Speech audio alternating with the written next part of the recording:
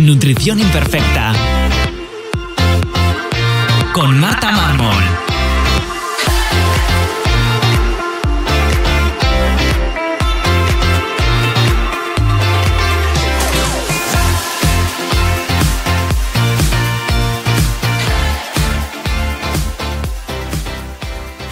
Bienvenidos a Nutrición Imperfecta, el podcast de Marta Mármol. Un lugar para aprender a cuidarte y a empezar a ver la nutrición como una aliada para recuperar tu salud y encontrarte mejor. Te recuerdo que puedes descargarte mi ebook gratuito Síntomas digestivos, la gran epidemia en martamarmol.com/ebook y que si quieres que te acompañemos en tu caso particular para recuperar tu salud, puedes reservar tu consulta individual con cualquier persona del equipo, tanto de nutrición como de psicología, en martamarmol.com. Bienvenidos a Nutrición Imperfecta, yo soy Marta Mármol y el episodio de hoy va destinado a hablar sobre pruebas complementarias, es decir, aquellas pruebas que nos realizamos para saber nuestro estado de salud. La más típica y la más conocida, incluso la más frecuente, son los análisis de sangre, las analíticas, pero también tenemos otro tipo de pruebas que nos podemos hacer como ecografías, resonancias, tags, incluso pruebas de microbiota, que es algo bastante reciente y que en realidad esto lo tenemos que pagar por privado, no hay ningún seguro, por supuesto público no, pero tampoco privado, que nos cubra este tipo de test. Siempre lo digo, es algo muy nuevo. Si esto lo escuchas dentro de muchos años, espero que esté completamente obsoleto y que es algo que se utilice, porque cada vez sabemos y tenemos más evidencia de la utilidad que tienen, que luego hablamos de ellas. Pero de momento, bueno, pues es un test que desde luego frecuente no es. Así que sobre todo nos vamos a centrar en analíticas de sangre, que son las más frecuentes. Yo creo que todo el mundo se ha hecho alguna o varias. Y es la herramienta que más se usa para tanto buscar algo, que normalmente cuando nos pasa algo, pues lo primero que se nos hace es una analítica de sangre, como también preventivo o no sé cómo llamarlo, por ejemplo en un análisis del trabajo, suelen hacernos una analítica, un electro, bueno, diferentes cosas, ¿no? Pero, ¿qué nos aporta estas analíticas? ¿Qué estamos viendo? Seguramente a veces has hecho una prueba buscando algo y te han dicho que está todo bien, que no te pasa nada. Entonces, lo primero que tenemos que saber es que las analíticas son pruebas complementarias. Es decir, una analítica nos va a dar información que se tiene que complementar con la clínica, con los síntomas. Pero yo solo con una analítica y sin contexto de una persona no hago nada. Es decir, si a mí ahora a ciegas me das una analítica, no puedo sacar ningún tipo de conclusión. Y de hecho sacarlas sería un error, porque me falta todo el contexto. Cuando hablamos de una analítica de sangre, es una foto que está ocurriendo en ese momento. Entonces, yo siempre digo, ¿no?, que podemos ser muy guapos y salir mal en alguna foto. Nos pasa a todos. Pero, por eso mismo, un dato en una analítica no nos va a aportar gran cosa, a no ser que tenga sentido con el contexto, tenga sentido con más valores en la analítica, e incluso es algo que se repite y que controlamos en el tiempo. Pero un valor puntual yo no lo considero suficiente como para hacer, por ejemplo, un gran tratamiento, a no ser que sea otra cosa, pero un gran tratamiento más allá hay que tener cuidado dependiendo de qué tipo de pruebas sea y sobre todo si no cuadra con la clínica. Es cierto que hay parámetros que nos van a aportar más información de meses atrás, que no es solo la foto del momento, sino que va a ser algo más a largo plazo, como puede ser el típico ejemplo de la hemoglobina glicada o glicosilada, que nos va a aportar los niveles de glucosa, por así decirlo, en unos meses hacia atrás, ¿no? No es como la glucosa en sangre, que yo sé que me voy a hacer analítica X día y el día anterior como perfecto para no elevar la glucosa en sangre, etcétera. Bueno, esto puede funcionar, pero la hemoglobina glicada nos va a dar ese chivatazo de meses atrás, ¿no? Es decir, ahí va a haber parámetros que no solo son la foto del momento, pero la gran mayoría sí. También es importante saber que en una analítica nos están midiendo algunos valores, no todos, ¿vale? Es decir, en la típica analítica general nos van a medir los valores básicos, pero no todo. Que siempre nos dicen, no está todo bien, por lo tanto no te pasa nada. Bueno, está todo bien aparentemente de lo que me has medido. Suele medir la serie blanca, pues los leucocitos con todos sus linfocitos, monocitos, eosinófilos. Suelen medir también a nivel hepático las enzimas. A veces miran el colesterol, pero no siempre desglosado. No suelen mirar la glucosa.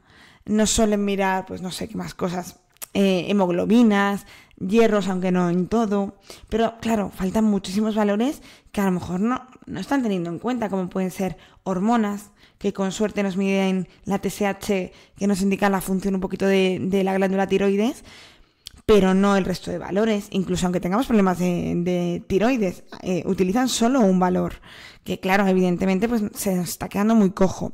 Y luego, por supuesto, a nivel hormonal hay muchísimas hormonas que no miden una analítica general.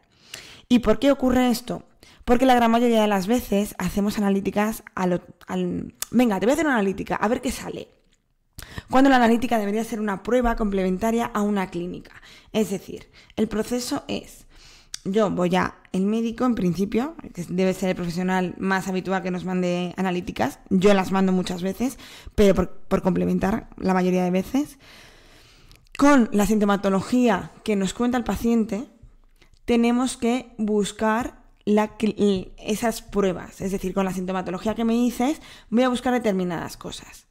Por ejemplo, que yo veo mucho problema digestivo, pues muchas veces yo quiero ver cómo están los niveles de gastrina en el estómago, cómo están los niveles de hierro por esa posible no absorción, o incluso cómo están los niveles de vitamina B12, o si hay anticuerpos anticélulas parietales, que esto os lo expliqué en el episodio que hablaba sobre gastritis autoinmune.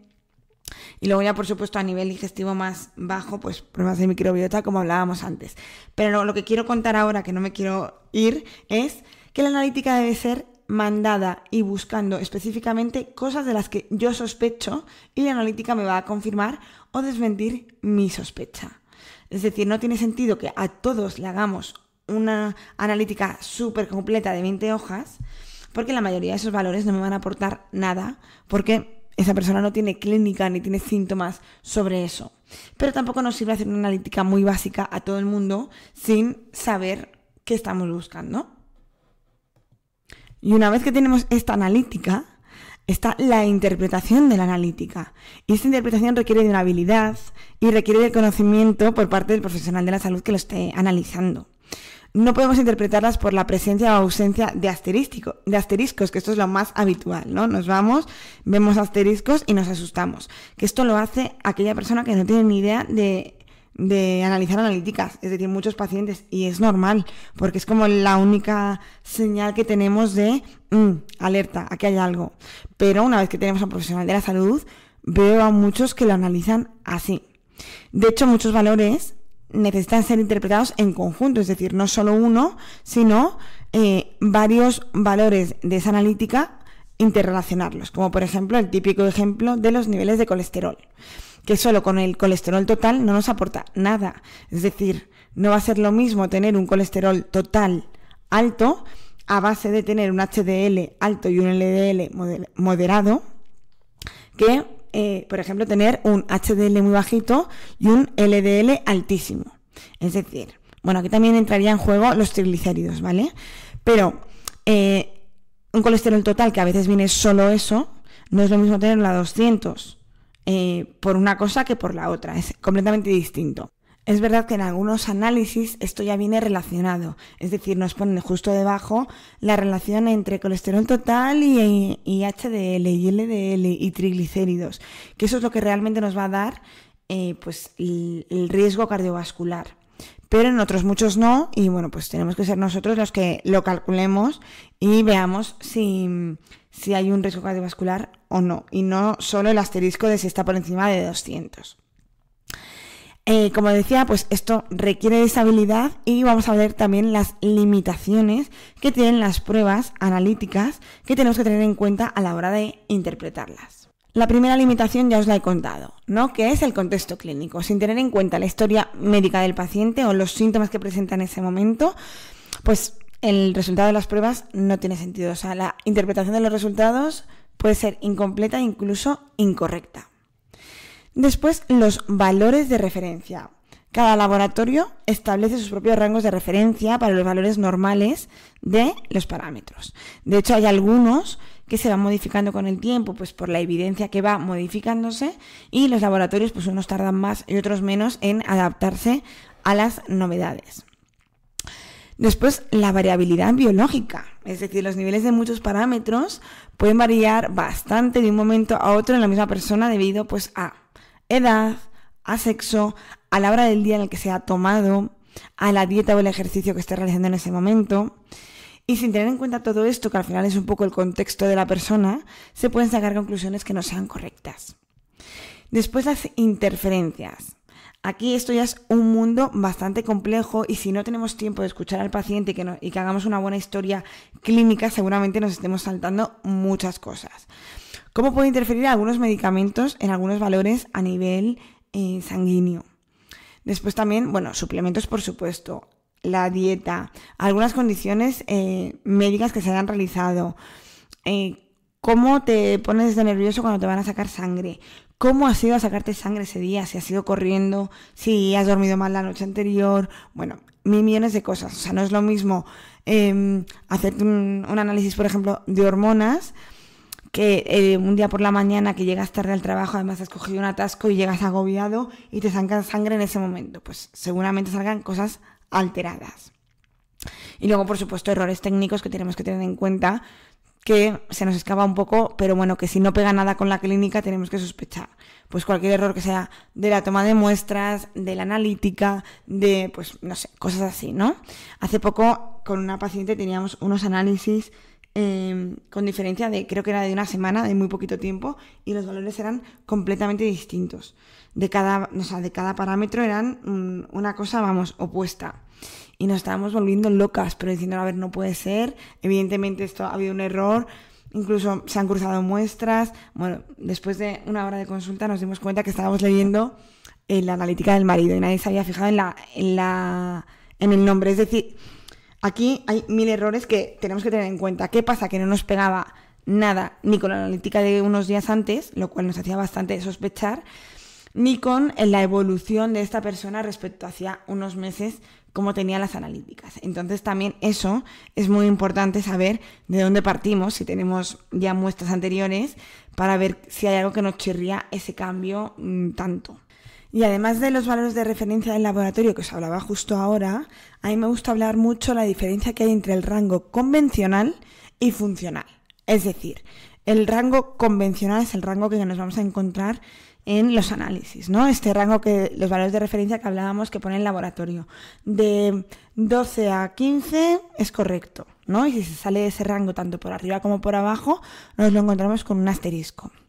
Y después está el rango funcional, que es el rango que buscamos la función óptima, el bienestar a todos los niveles. Por ejemplo, el rango convencional de la vitamina D es que se encuentre por encima de 30. Pero nosotros sabemos que lo óptimo y lo que vamos a llamar funcional es por encima de 50, 60, ¿vale?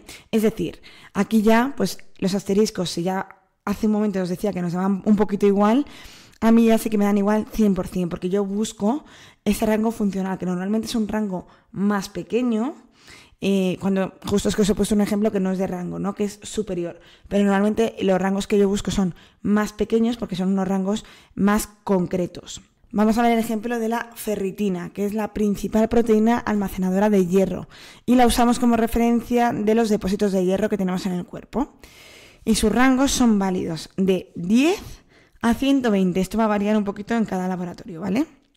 Pero más o menos de 10 a 120. Evidentemente, si tenemos 11, aunque no nos salga un asterisco, pues podemos intuir que no tenemos una buena cantidad de hierro, ¿no? Porque si 11 está bien y 119 también está bien, pues yo prefiero tener un poquito más que 11. En este caso, lo ideal sería tener una ferritina por encima de unos 70, aunque también tenemos que tener el contexto. No va a ser lo mismo una mujer que está en periodo menstrual, que quizás nos podemos conformar con que esté por encima de 50, de 60, ¿vale? Pero teniendo en cuenta el contexto. Y en un hombre, pues seguramente estén más altas porque las pérdidas de hierro en el cuerpo en el día a día son muy poquitas. Conclusión, que si antes los asteriscos nos decían poco, encima si tenemos en cuenta estos rangos funcionales que los va a saber la persona que interpreta estos análisis, pues menos aún. Porque estos rangos, ya te digo, son más concretos, son más adaptados, incluso más actualizados que el laboratorio, que estos protocolos tardan mucho en actualizarse. Y por último quiero hablar de la importancia o del valor que tienen, de la información que nos aportan a día de hoy, es decir, 2024, los test de microbiota. Bueno, lo primero, los test de microbiota son test que se realizan en heces, en los que analizamos la microbiota intestinal que tenemos. Hay diferentes formas de analizar la microbiota. Unos test lo que hacen es analizar, es decir, buscar determinados tipos de bacterias. Bueno, de bacterias no, de microorganismos, que pueden ser bacterias, hongos, arqueas, parásitos, virus. Y lo que hacemos es buscar en concreto a través de un fragmento específico que es el gen 16S del RNA, es decir, buscamos la característica común de cada uno de este tipo y vemos en qué cantidad hay. Y los analizamos en relación a unos con otros, que ahora nos metemos ahí. Existe otro tipo que es la secuenciación de todo el genoma, es decir, en vez de buscar algunos tipos en concreto, lo que yo hago es analizar todo lo que hay en el intestino, ¿vale?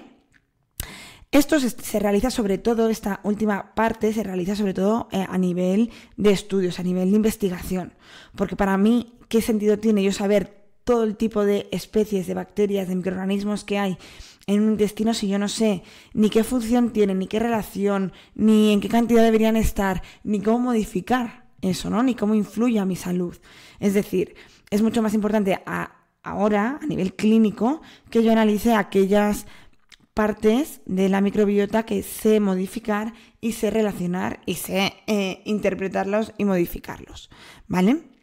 Además, en los test de microbiota también podemos sacar metabolitos fecales que nos van a dar indirectamente los niveles o la funcionalidad de algunos microorganismos, y también podemos evaluar esa actividad enzimática, dependiendo de lo que vayamos midiendo.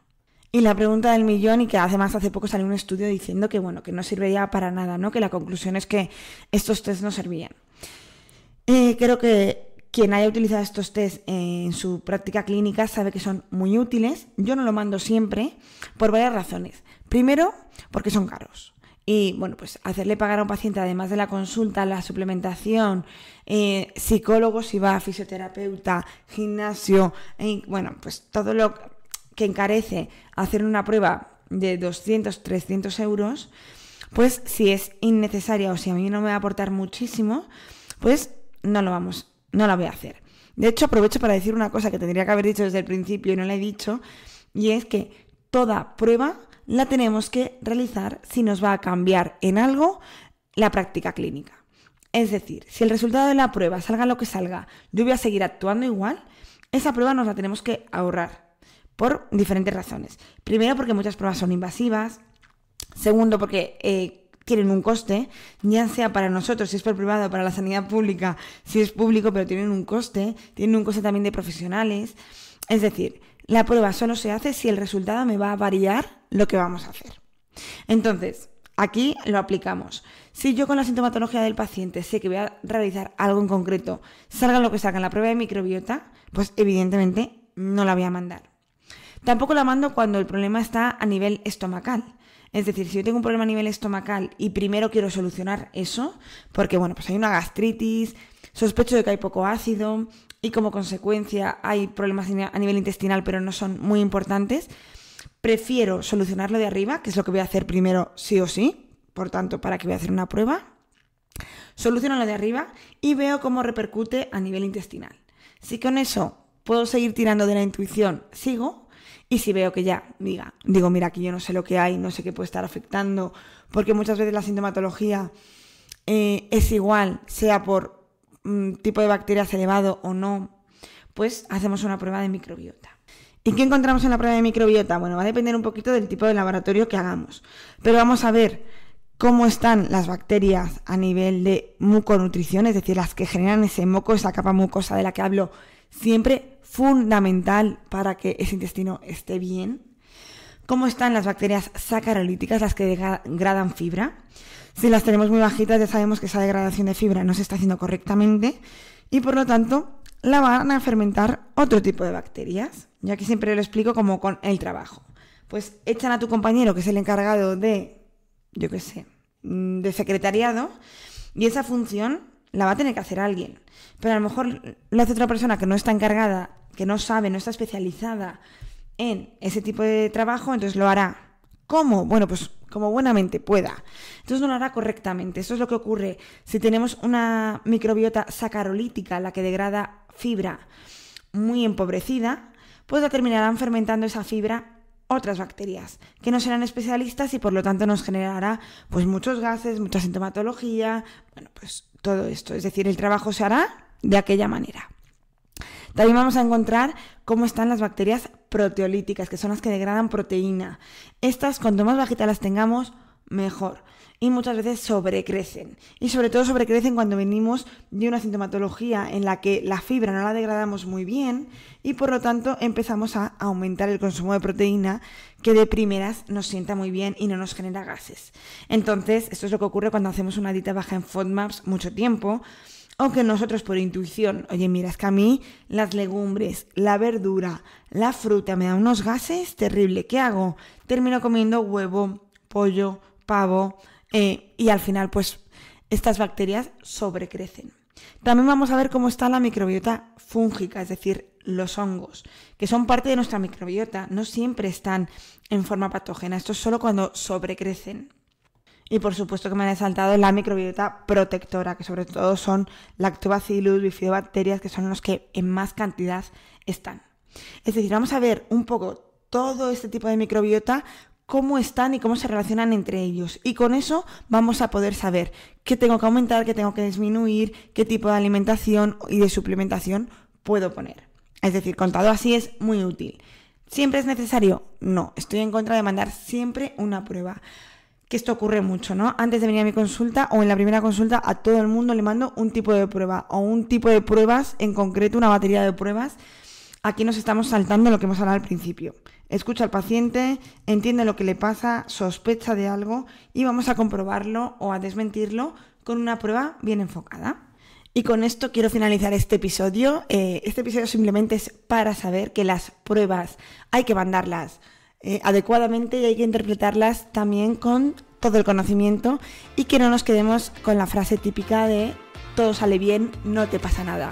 Recuerda siempre que si tú tienes sintomatología pasa algo y que simplemente estamos en el proceso de dar con ello y que por lo menos con las pruebas que te han realizado no se encuentra nada en concreto. Y también, importantísimo saber que no todas las patologías, no todos los síntomas tienen una prueba específica que nos lo va a demostrar de forma analítica.